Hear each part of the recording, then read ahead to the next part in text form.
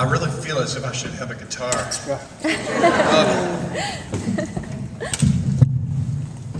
I like to begin at all shows, as you know, with messing with the mic for a while. We don't know what this is going to be either. So if you're going, oh, I don't really get, neither do we. I've never done this sort of thing before. Whatever, you came here to see what Flip does, and then afterwards you'll get to see the horror of unskilled labor. As Jane said, I met Flip 10 years ago. I sent a pile of books. Are you going to say this part? Okay, whatever. Yeah, go. Okay, I don't want to take your material. Nope. Okay, so I had a friend who was had gone to the Tahitian island of Rarutu,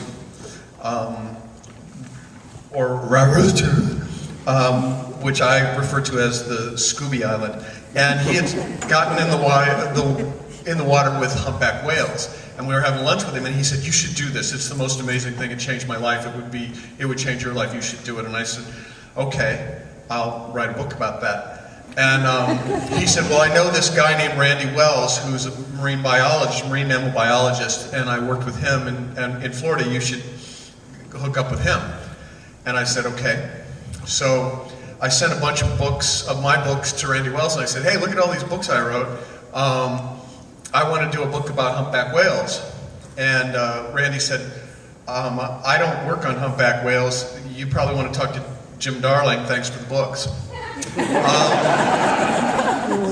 So I sent a pile of books to Jim Darling, and I said, "Hey, I want to write a book about humpback whales. Here's a bunch of my books."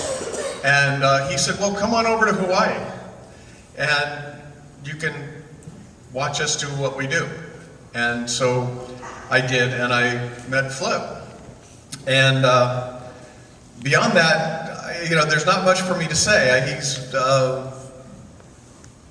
He's been the National Geographic whale guy for over 30 years. He's probably the nicest guy I've ever met, and he's my friend. So everybody, Flip Nicklin.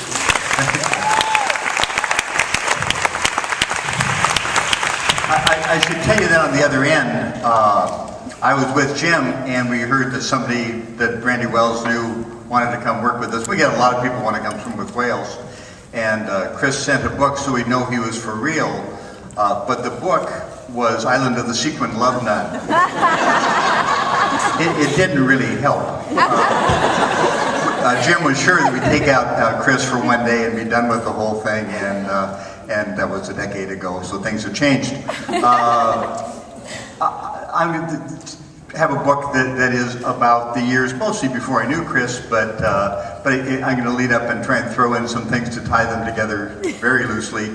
And then when I met him, we did Fluke, and he changed my ethnic background from Hispanic to Greek, and killed off my mother and put her in an olive barrel. Working with whales is different.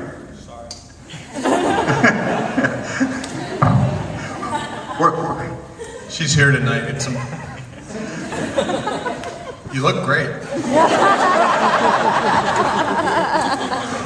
When you work with whales, there are all kinds of surprises that come along, and one of those things is, I think, for those, when you're sitting here, you saw the beautiful pictures of humpback whales swimming around gently and doing underwater ballet, that's that idea of this big, benign animal, and they're beautiful. I love the animals. It's been decades of working with them, but they're big, powerful animals with all kinds of different stories.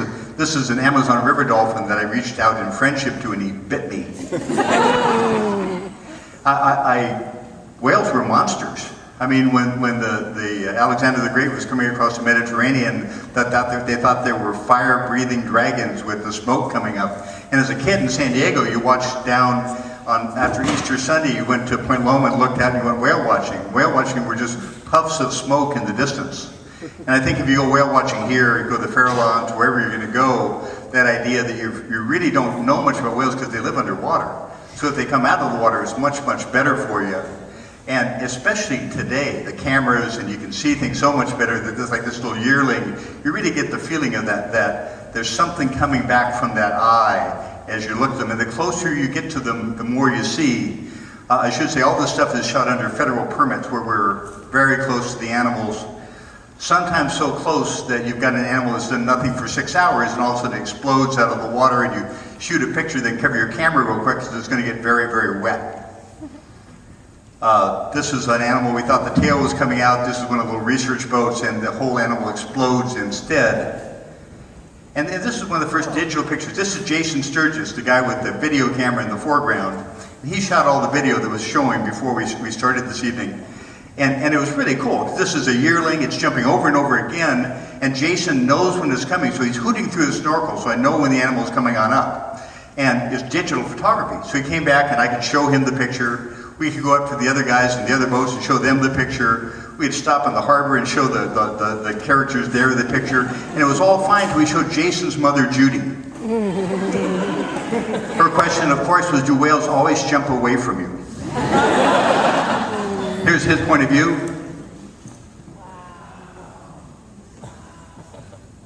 And here's the situation. Here's mom with a 1-year-old baby. I mean, it's still behaving like a cat, but it's 28 feet long. And Jason, actually, that's not a scuba tank. All this stuff is done freediving, breath hold diving. But he's got a battery pack and he's got propellers on his legs so he can go about 4 knots and travel with the whales. And every year we go out there and we've done this particular project now since 1979 and try and figure out what they're doing, and they probably wonder the same thing about us. But we didn't start that way. I mean, again, first we thought whales were monsters, and then they became a commodity for a long, long time. There have been, in San Diego where I grew up, there have been more and more whales coming into the harbor. Now the gray whales are really back in big numbers. And they ran a story that was a reprint from an interview from 1887.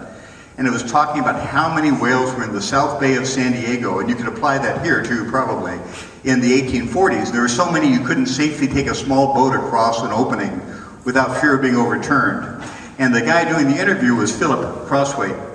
He was my great-great-grandfather, and he was the first whale expert in the family, but he came in a whaling boat. He jumped ship in San Diego because the weather was really good.